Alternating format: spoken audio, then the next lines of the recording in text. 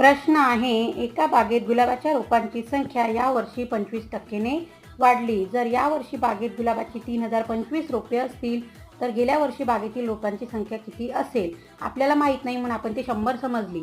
काय वाढली? 25% वाढली. म्हणजेच 125 तर किती झाले? 3025 झाडे झाले.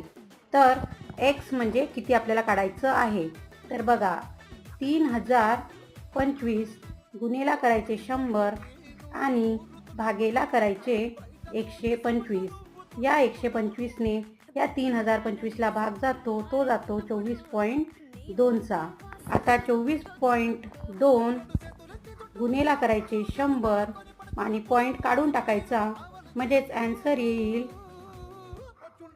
2420.